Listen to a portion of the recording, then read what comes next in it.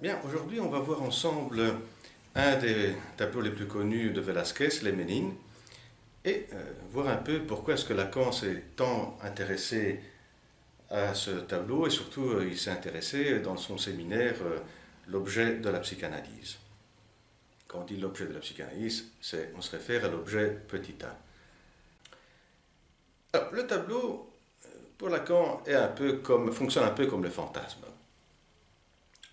Le fantasme, ben, quelle est la caractéristique du fantasme de cet écran dont on avait parlé avant? C'est que il est composé d'une partie visible et d'une partie invisible. La partie invisible, la partie visible qu'on se voit représentée, elle est faite d'un tissu imaginaire avec des traits symboliques. Et il y a une autre partie qui est invisible, qui est la partie réelle, l'activité désirante, ou le plus de jouir, la jouissance dont on s'attend d'obtenir dans ce mouvement créatif de fantasme. Comment tout cela se retrouve dans le tableau de Velázquez? Eh bien, ça, c'est l'enjeu de Lacan. C'est que pour Lacan, Velázquez ne se limite plus seulement à peindre un tableau, mais fait un pas en avant d'expliquer la structure même du fantasme, de ce qui est un peu la caractéristique d'un tableau, mais de le donner là comme parler de ça, comme représentant la représentation. Et on va maintenant s'arrêter plus dans les détails sur le tableau. On va voir qu'il y a, pour commencer avec ces différences entre visible et invisible, il y a effectivement une partie, par la partie visible qu'on peut très bien voir, il y a une partie invisible, qui est cette fameuse toile où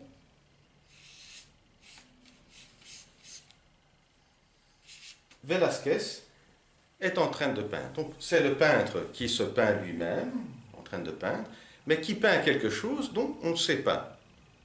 On ne sait pas de quel est le sujet, quelle est la représentation qui est mise sur ce tableau. Voilà donc les aspects tout visibles qu'on peut voir sur le tableau, mais il y a cet aspect-là qui est invisible. Bon, ce qui a été dit, c'est que ce que Velázquez est en train de peindre, on le voit après reflété sur ce miroir, au fond, où il y a deux personnages, ce seraient le roi et la reine, et donc on serait là devant, et on se reflète là. Mais il y a une autre théorie qui dit que, par contre, Velázquez a mis devant soi un grand miroir, et il est en train de peindre tout ce qui se voit devant. Et ce qu'on voit là, les personnages, c'est grâce à tout un jeu de miroirs qu'un personnage ici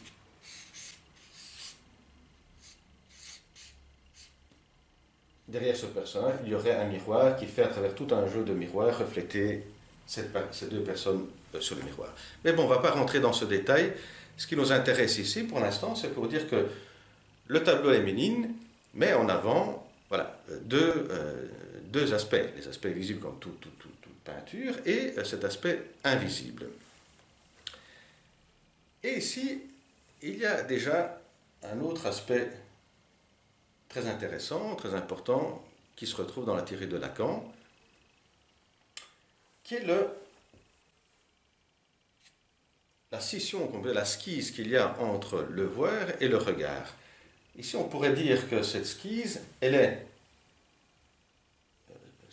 comme ça décrite, symbolisée, à travers les deux Velázquez.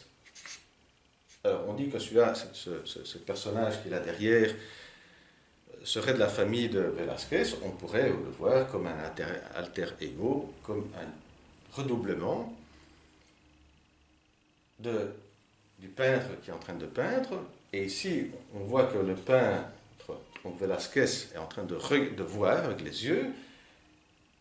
Et pourquoi est-ce que je dis alors qu'il y a une skise ici? Eh bien, ce qui est très intéressant, c'est que tous les critiques d'art sont d'accord sur, voilà, la plupart, de dire que le point de vue n'apparaît pas où on s'y attendrait qu'il apparaisse. C'est-à-dire qu'on pourrait s'attendre qu'il apparaisse ici, où il y a le le miroir, eh bien, le point de fugue se retrouve ici, sur Velázquez.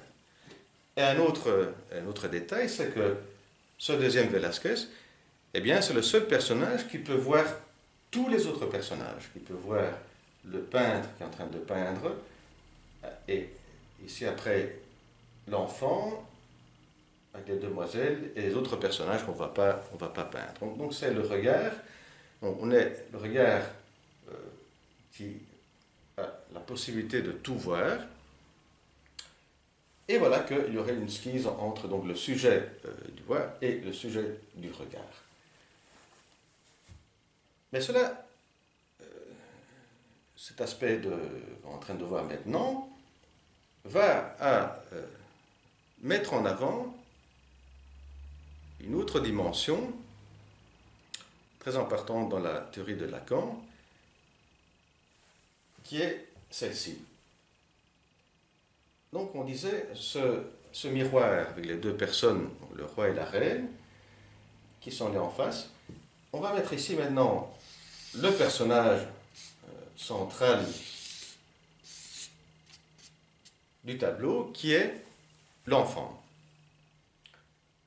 Eh bien, Lacan nous dit que le roi et la reine, le regard vont vers ici, vers l'enfant, et on peut très bien dire que la robe de l'enfant serait le fameux vase renversé du schéma optique. Alors, et en plus, que les fleurs qu'on voit ici, parce qu'il y a des fleurs, serait ce qu'il y a dans le schéma optique de Lacan, qui représente l'objet A qui n'est pas représenté, qui est la partie réelle qui n'est pas représentée. Et à ce moment-là, nous avons alors un des aspects de la constitution du désir, c'est que l'enfant, pour se sentir désirable, pour percevoir ce qu'il en est de son objet du désir, doit se mettre dans une certaine position sous le regard des parents, qui sera après le regard du grand autre. Bien, maintenant je vous livre un peu mon interprétation, une conclusion de tout ce que je viens vous dire.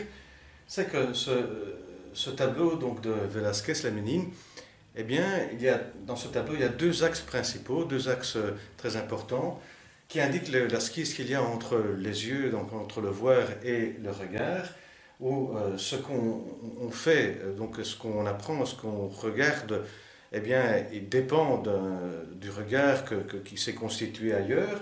Vous l'avez, le premier axe entre le peintre Velázquez et cet autre, l'alter ego, l'autre Velázquez, où voilà, le peintre qui est en train de peindre quelque chose, eh bien, devra faire tenir toujours compte de ce qui est le regard de l'autre, où s'inscrit sa propre peinture. Un peintre ne pouvait pas peindre comme il voulait, ce qu'il voulait. Donc à tout moment, il devait tout de même s'inscrire dans le regard des autres, de grands autres, dans son domaine, des grands peintres de la peinture qui était à cette époque. Donc son propre désir doit s'inscrire dans une vision scopique du regard de l'autre.